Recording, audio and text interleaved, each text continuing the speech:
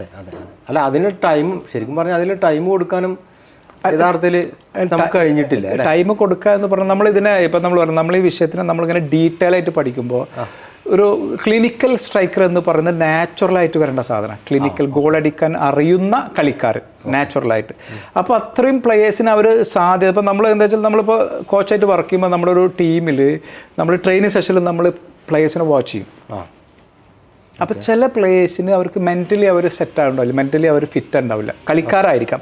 അപ്പോൾ ഈ കുട്ടിയെ ഡെവലപ്പ് ചെയ്യാവുന്ന സിസ്റ്റം റിസർവ് ടീമുകളാണ് ഈ സിസ്റ്റം. അതെ, നമ്മുടെ ISL മെയിൻ ടീമുണ്ട്, റിസർവ് ടീമുണ്ട്.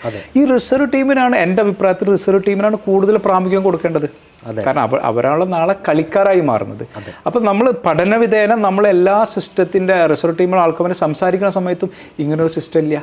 അപ്പോൾ അവിടെയാണ് നമ്മൾ ഇതിനെ ഈ പുതിയ കോച്ച് വന്നു കഴിഞ്ഞാൽ നമുക്ക് ലിഫ്റ്റ് ചെയ്യാൻ പറ്റുമോ എന്നുള്ള ചോദ്യം കണക്ട് ആവാതെ നിൽക്കുന്നത്. അതെ അതെ.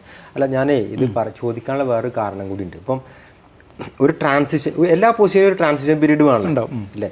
നമുക്ക് ആ ഒരു ട്രാൻസിഷൻ പീരീഡും ശരിക്കും ഈ സ്ട്രൈക്കർ പൊസിഷന് കിട്ടിയിട്ടില്ല. ഇല്ലല്ലോ. അതായത് ഒരാൾക്ക് ഒരു അവസരം കിട്ടി അവനത് ചെയ്തു വന്ന് അതല്ലേ. അതന്നെ. അപ്പോൾ അതുമില്ല. ഇനിയിപ്പോൾ എനിക്ക് തോന്നുന്നു അതൊക്കെ ഒരു 0 തുടങ്ങേണ്ട ഒരു പൊസിഷനാണ് അല്ലേ?